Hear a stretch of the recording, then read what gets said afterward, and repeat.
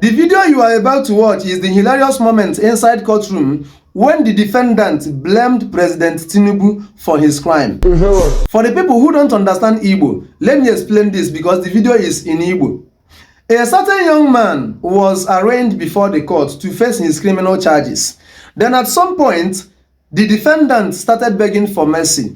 He said that the crime he committed was not intentional because he has a handwork. Rather, that President Tinubu is the cause of his crime. Then everybody inside the courtroom started laughing. Go ahead and watch before I say what I want to say.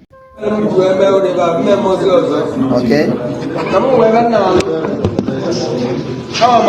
He has a handwork.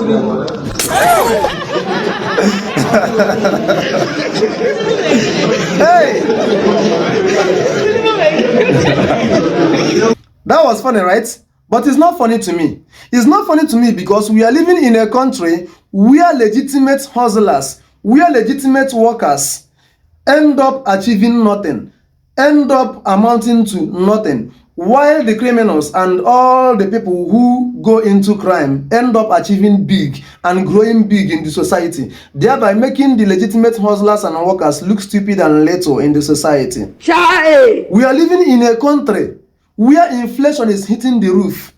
The small business owners and entrepreneurs can't even manage their business again with the little capital they have. Many businesses are going down. We are living in a country where the large number of the population are unemployed. What do you expect? When inflation and unemployment is hitting the roof in the country, what do you expect? Many people, the large population of the citizens, will now resort to crime.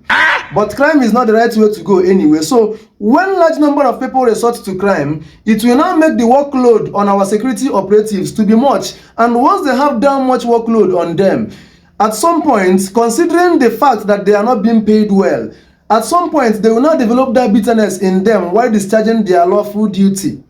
That is why you see this police brutality everywhere, because they are trying to see how to make ends meet. For crying out loud, these are people's husbands, uncles, at the same time, like you and I. So that's why you see this happening. I don't blame the young man for what he said, because this time around, you and I know that to survive in this country with small capital as a common man in the country is not easy. So because of that, the crime is too much, and because crime is too much, the workload on the security operatives is also too much. That's why they have this bitterness in them. So what is the way out? Very simple. Create massive employment opportunities for the teeming youths. When the youths are employed, then try and reduce inflation to the barest minimum. When these two things are done, then crime will be reduced.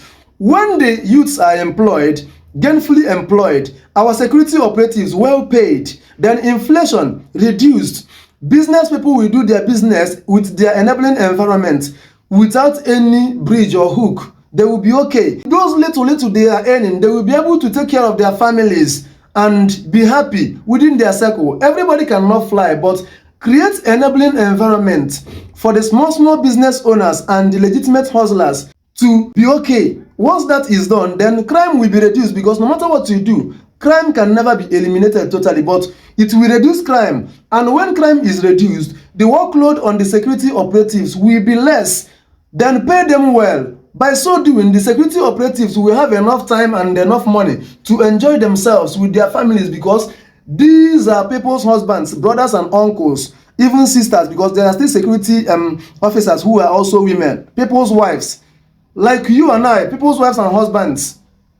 So I don't blame the young man when he said so. The government can do better. Why can't you people do this thing for everybody to be happy in the country? Create employment for the teeming youths. And I don't mind this devil's workshop. When the youths are not employed, then crime will increase. When inflation is hitting the roof, that businesses are dying, then those people will now resort to crime. Please, you people can do better. Make this country better for all of us. We don't have any other country apart from this one. That's all we are asking for. It's not too much to ask for.